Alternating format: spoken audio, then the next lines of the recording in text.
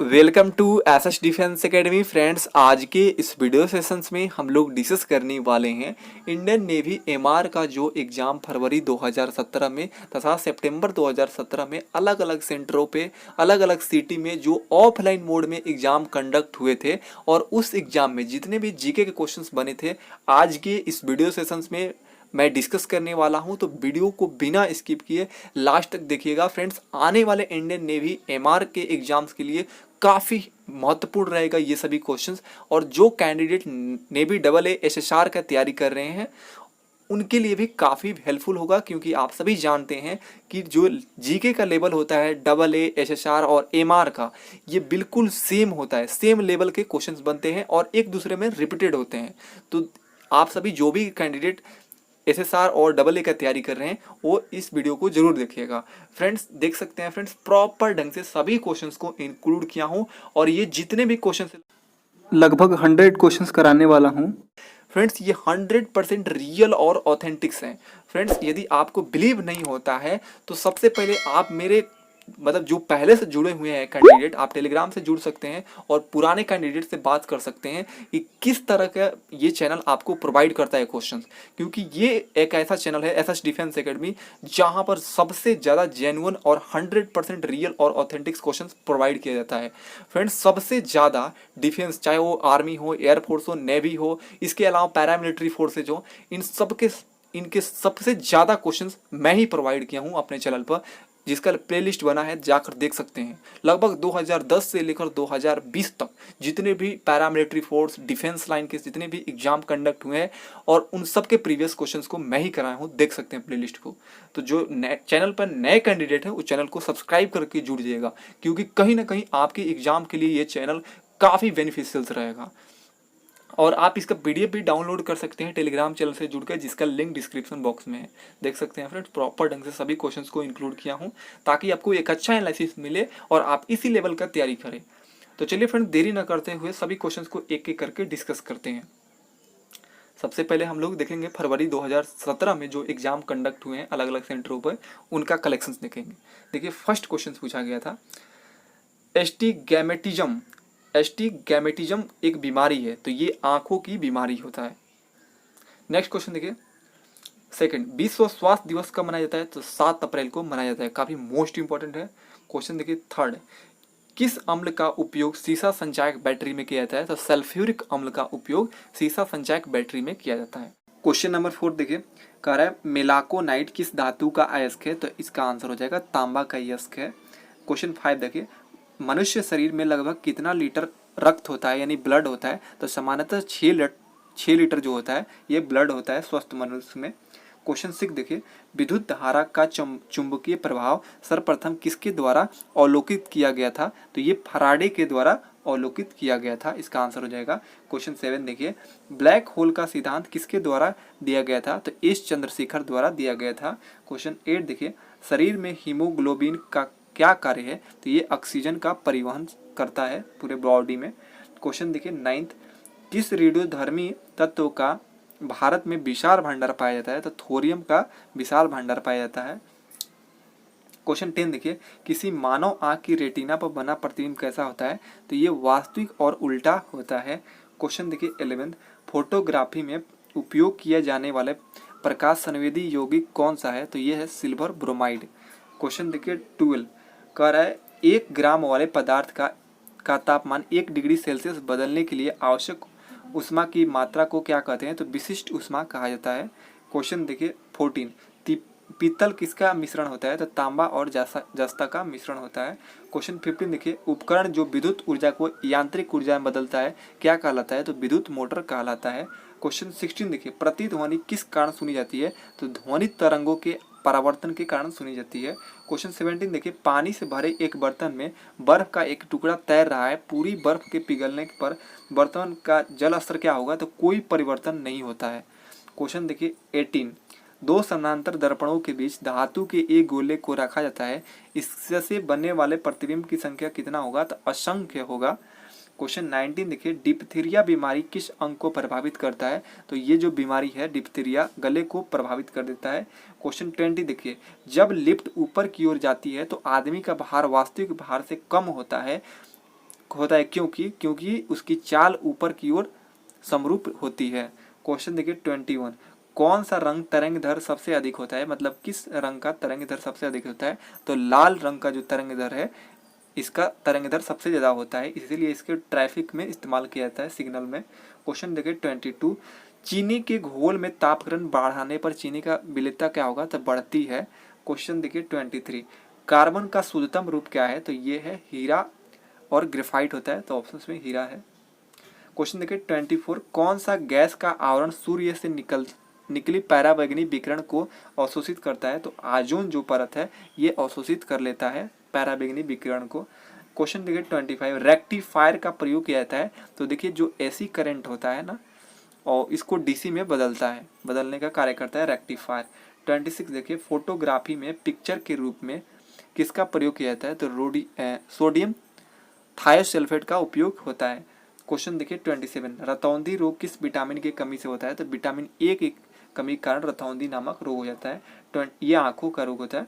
स्थिर पानी में मिट्टी का तेल डालने पर मच्छर कम होते हैं, क्यों, क्योंकि इनके जो लार्वा का सांस लेने में बाधा डालता है। जो मिट्टी का तेल होता है ना, मान लीजिए कहीं स्थिर पानी है तो वहाँ पर मच्छर पनपते हैं, अगर वहाँ पर केरोसिन तेल डाल देंगे ना तो वहाँ पर क्या होगा कि उसकी वृद्धि कम होगी वहाँ के मच्छरों की, क्योंकि उनके जो लार्वे होते हैं, मच्छर का जो एथी होता है, लार्वा जो बनता है जिसे बच्चे होते हैं उनके, तो वो क्या होता है खत्म कर देता है। क्वेश्चन देखिए 29, कह रहा है वॉशिंग सोडा का रासायनिक नाम क्या है, तो सोडियम कार्बोनेट आंसर हो जाएगा। क्वेश्चन 30 देखिए, एनीमिया रोग किसकी कमी से होता है, तो लोहे की कमी के कारण होता है एनीमिया रोग। क्वेश्चन देखिए 31, जल का शुद्धतम रूप क्या होता है, तो वर्षा का जल होता है ये शुद्धतम रूप। क्वेश्चन देखिए 32, नीली क्रांति किससे संबंधित है, तो मत्स्य उत्पादन से संबंधित है। क्वेश्चन 33 देखिए, नाइट्रोजन यौगिकरण के लिए जिम्मेदार बैक्टीरिया किसका जड़ में पाया जाता है, तो ये सीबी पौधे के जड़ में पाया जाता है। क्वेश्चन देखिए 34, लोहे का सबसे प्रचुर स्रोत क्या है, तो हरी सब्जियां जो होता है इसमें काफ़ी ज़्यादा आयरन की मात्रा होता है। क्वेश्चन देखिए 35, मानव शरीर में सबसे ज़्यादा पाए जाने वाला तत्व कौन है, तो ऑक्सीजन है। क्वेश्चन देखिए 36, विज्ञान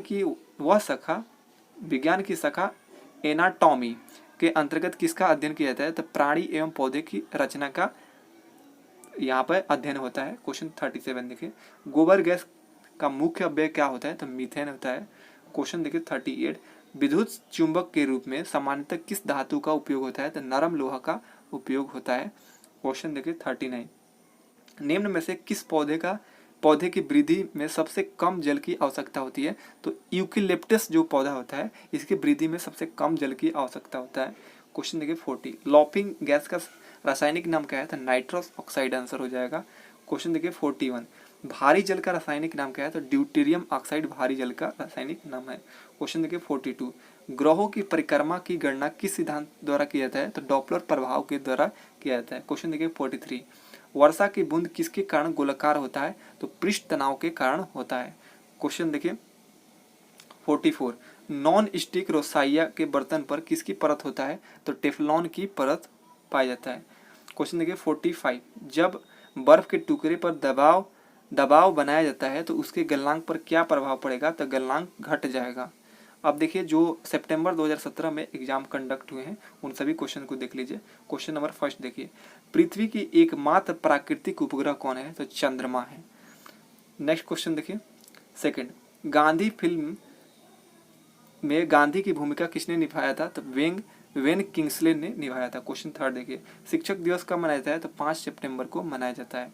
क्वेश्चन 4 देखिए, जापान पर परमाणु बम कब गिराया गया था, तो 6 और 9 अगस्त 1945 को गिराया था। हिरोशिमा पर 6 अगस्त को और नागासाकी पर 9 अगस्त को मनाया गया था। क्वेश्चन देखिए गिराया गया था। क्वेश्चन 5 देखिए, भाखड़ा नागल बांध किस नदी पर है, सतलज नदी पर स्थित है। क्वेश्चन 6 देखिए, भारत का राष्ट्रीय पुष्प क्या है, तो कमल है। 7 देखिए, धनराज पिल्ले किस खेल से संबंधित है, हॉकी खेल से संबंधित है। क्वेश्चन देखिए 8, संयुक्त राष्ट्र संघ यानी यूएनओ की सुरक्षा परिषद में कितने अस्थायी सदस्य हैं, तो अस्थायी सदस्य है 5, अस्थायी है 10 और टोटल है 15। नेक्स्ट क्वेश्चन देखिए 11, मुगल बादशाहों का सही क्रम क्या है, तो इसका आंसर हो जाएगा बाबर, हुमायूं, अकबर, जहांगीर और इस तरह सबसे अंतिम कौन है, बहादुर शाह जफर। तो इस तरह आप क्रम याद रखिएगा। क्वेश्चन देखिए 12, भूदान आंदोलन किसने शुरू किया था, तो विनोबा भावे ने शुरू किया था। क्वेश्चन 13 देखिए, भारत में अंग्रेजी शिक्षा किसने शुरू किया था? लॉर्ड मैकाले ने शुरू किया था।